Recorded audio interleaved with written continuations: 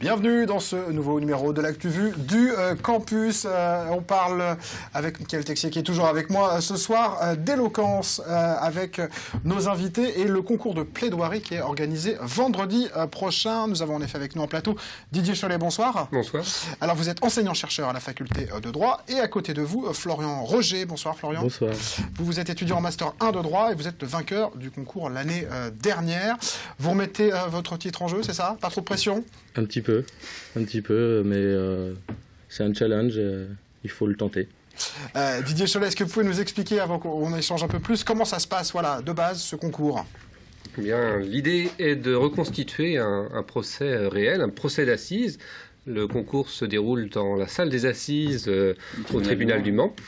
Et nous sommes habillés comme le président de la cour d'assises, j'ai une robe rouge, les avocats sont en robe et ils plaident sur des affaires qui pourraient être réelles, qui sont d'ailleurs inspirées d'affaires réelles, d'affaires récentes qui ont défrayé la chronique en général.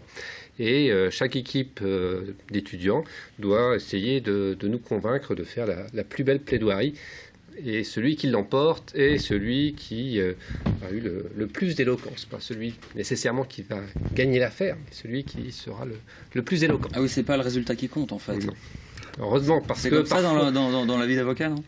Parce que parfois, un avocat a un mauvais dossier, il peut faire une très brillante plaidoirie si son client a tué 10 personnes devant tout le monde. Il ne gagne pas forcément. Il perdra son affaire. Vous vous préparez à ça ou vous attendez de tirer le thème et puis on improvise? Comment ça se passe? Non, c'est préparé. On a eu nos sujets il y a à peu près 3 semaines. Alors c'est quoi les sujets? Il y en a 6. Donc, moi, ce sera sur un viticulteur biologique qui a refusé d'épandre des pesticides sur ses parcelles. D'accord. Donc inspiré d'une affaire récente. Justement, qui a il refusait lui parce qu'un arrêté avait été pris par le préfet et le viticulteur avait refusé d'épandre ses pesticides pour lutter contre une maladie qui se propageait. Et donc il a été condamné à 1 000 € d'amende. Alors vous le défendez lui, oui. La plaidoirie est prête en entier? La plaidoirie est prête. Combien de temps elle va durer? On sait ça? On évalue tout ça? Oui, on évalue à peu près une dizaine de minutes. Ouais. Il y a un timing à respecter, donc je ne suis pas le seul. On est il y a 6 affaires. Donc on est une vingtaine, faut respecter tout ça, quoi. Pardon, non, ça veut dire qu'on s'entraîne, qu'on répète sa plaidoirie, oui, justement, tout seul, c'est quoi, dans sa classe, proches, donc moi je suis en équipe avec une coéquipière de ma classe et on s'entraîne, on trouve des salles à l'université, sur le rétroprojecteur, on affiche notre plaidoirie et puis on se met en scène. Voilà. Et on la déclame, sa plaidoirie, c'est ça? On se donne à fond, on y met tout notre cœur. C'est théâtralisé en fait tout ça? Un peu, oui. Ouais. Et dans l'exercice du métier d'avocat, c'est théâtralisé aussi certaines plaidoiries. Et on les voit quand on assiste à certains procès d'assises. Pourquoi on théâtralise une plaidoirie?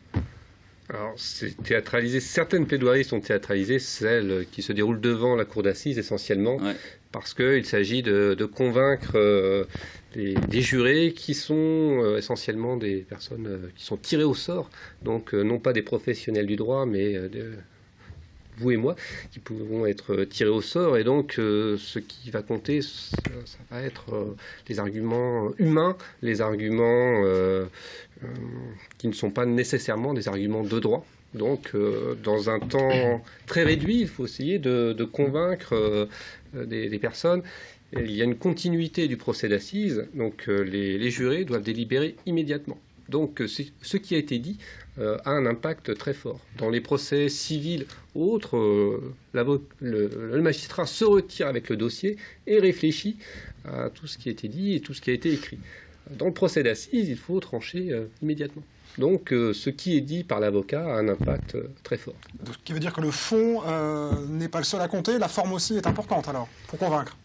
Je pense que oui, et notamment pour montrer tous les aspects humains, la personnalité de l'accusé, notamment sa vie, tout cela passe beaucoup mieux à l'oral que qu'à l'écrit. C'est-à-dire qu'une bonne plaidoirie est forcément éloquente. En fait, il n'y a pas de bonne plaidoirie sans éloquence. Oui, il y a un minimum d'éloquence, je pense, mais il y a différentes sortes de plaidoiries. Il y a aussi des plaidoiries devant le tribunal de commerce où on parle de chiffres, et là, évidemment, c'est nettement moins éloquent. Ouais. De fait. Il peut s'agir de bonnes plaidoiries malgré tout, mais qui n'ont pas cet impact. Et là, l'impact est important puisque la personne aux assises risque jusqu'à la prison à perpétuité. C'est un passage obligé quand on est étudiant en droit, ces concours de plaidoirie? J'irai pas jusque-là, mais si on veut se démarquer un peu, je pense que c'est un bon moyen pour essayer d'accéder un petit peu dans le milieu judiciaire, rencontrer des avocats. Pendant cette plaidoirie, il y aura sûrement des avocats qui seront dans le public, donc c'est une bonne opportunité aussi. C'est observé par les avocats, par le monde professionnel local, ça, ces concours? Oui, nous sommes soutenus par le barreau. Il y a au moins un avocat parmi les membres du jury. Il y a le président du tribunal de grande instance. Il y a plusieurs avocats parmi les publics. Donc, c'est regardé. Et ensuite, dans les CV, le fait d'avoir gagné un concours de plaidoirie a une importance. Ouais, ça veut dire que là on est en train de se faire son premier stage ou sa première embauche, c'est ça, non, dans ce concours-là? C'est un peu ça, oui. Moi, grâce à ça, j'ai réussi à trouver 2 stages dans 2 cabinets, notamment aussi un travail à temps partiel dans un magasin. En entretien, j'ai parlé que du concours pendant 1 heure, donc c'est quand même un atout, c'est sûr, on ne peut pas le nier.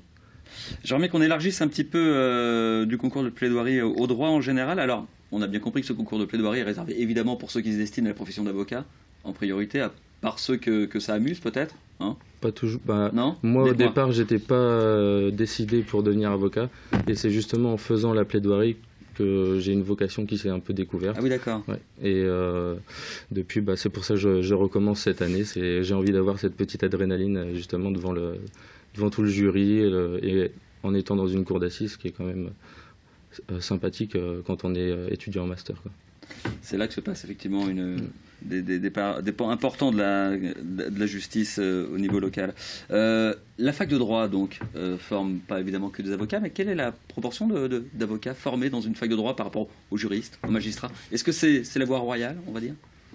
Je dirais que cela représente effectivement la voie royale un peu pour les étudiants qui viennent nous voir, les étudiants de terminale qui viennent à la fac de droit, nous disent je veux être avocat ou je veux être magistrat. En général, c'est ça. On attire énormément d'étudiants sur ces 2 métiers-là, en fait. Le prestige de la robe. Ouais. Ensuite, il y en a un certain nombre qui changent de voie, qui deviennent juristes d'entreprise, huissiers.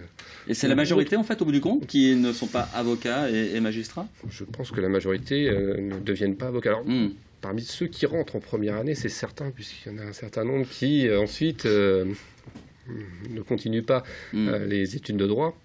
Et alors, au Mans, je peux parler que pour la fac du Mans, il n'y a qu'une dizaine d'avocats qui sont formés, puisque nous avons un institut d'études judiciaires qui recrute les futurs avocats qui vont ensuite rentrer à l'école des avocats.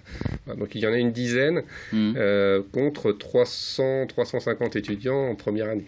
C'est ce qui attire, mais malgré tout, c'est là que se fait beaucoup d'écrémage et là qu'il y a peu de formation. Merci, messieurs Didier Chollet, Florian Roger, d'être venus nous voir pour l'actu vue du campus. Merci, Michael. On se retrouve dans un instant pour la fin de cette quotidienne.